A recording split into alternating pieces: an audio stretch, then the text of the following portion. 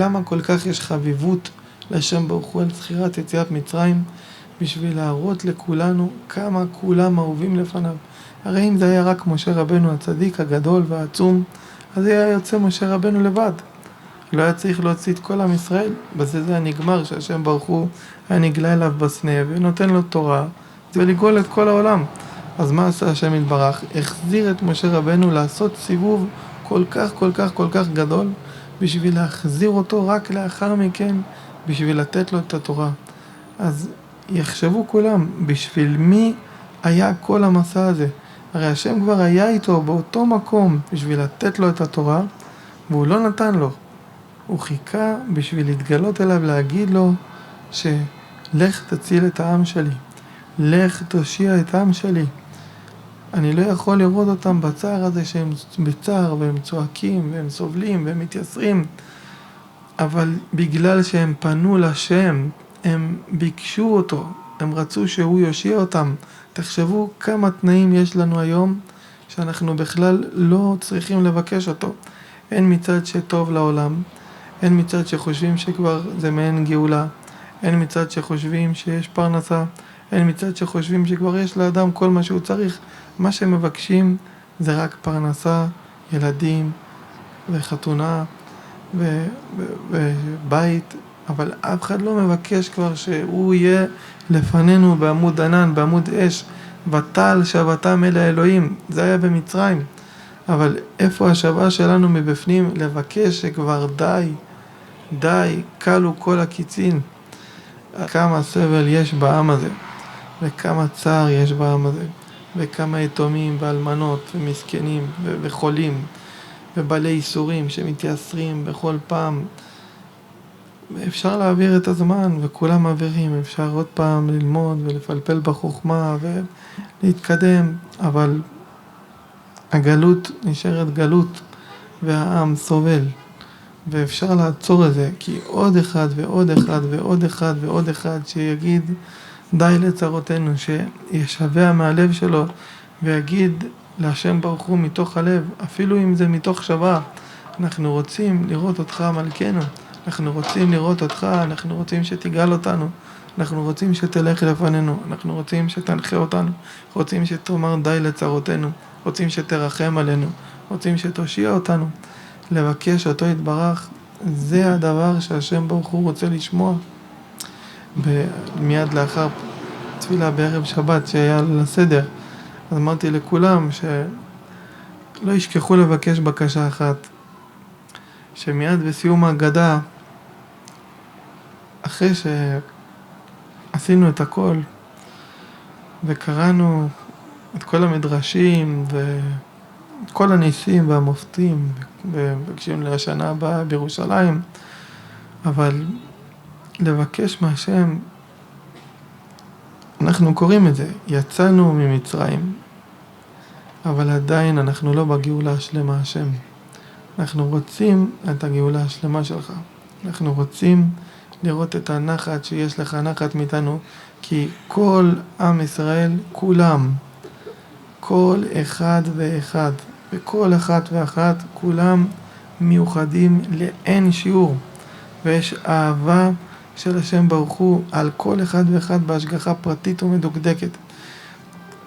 ואם היינו חושבים מה השם ברוך הוא באמת, שקוראים במדרש, רואים אמר הקדוש ברוך הוא, אמר הקדוש ברוך הוא, רואים כמה הקדוש ברוך הוא אומר בשמיים למעלה. מה הוא אומר? הוא אומר בני בכורי ישראל. ומה יש בתפילין שלו? זה ישראל אשר בך את פער. הניסיון הגדול ביותר והדבר הכי חשוב, ועל זה יש את הניסיון, זה פשוט שלא זוכרים ושוכחים את כל מה שלמדנו עד עכשיו, כל מה שהסברנו, זה פשוט נעלם. זה פשוט נתעלם מן העין. ושוכחים את כל זה. התקווה הגדולה ביותר שתהיה, התקווה הגדולה ביותר זה שכל אחד ידע שבו תלויה הגאולה. אם זה בשבילי נברא העולם, שכל אחד חייב לעשות כל שבכוחו בשביל להרים את העיניים לשמיים ובשביל לבקש די, שאי אפשר יותר. אי אפשר יותר לגלות, אי אפשר יותר לעריכת הגלות הזאת.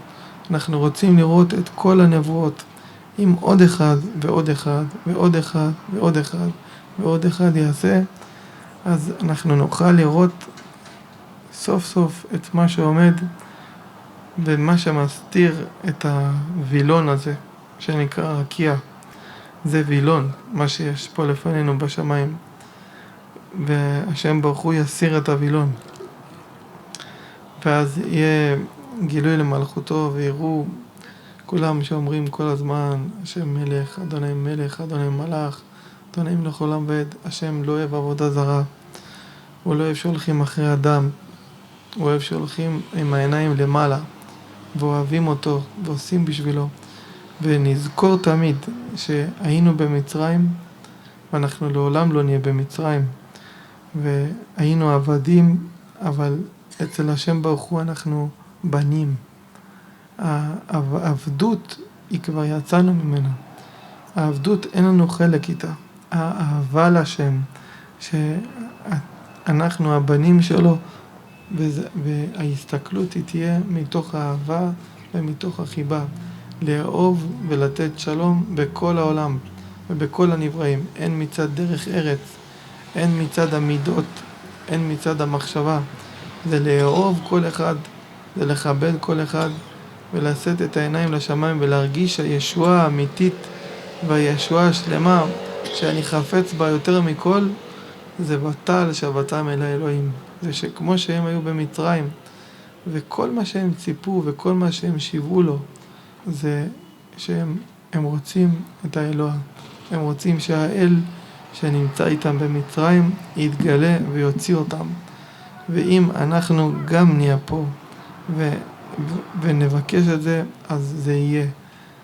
כולנו יודעים שהיה עריכת הגלות ושהעיניים ירדו מטה ולא היו נשואות למעלה. מה היה ההשלכה?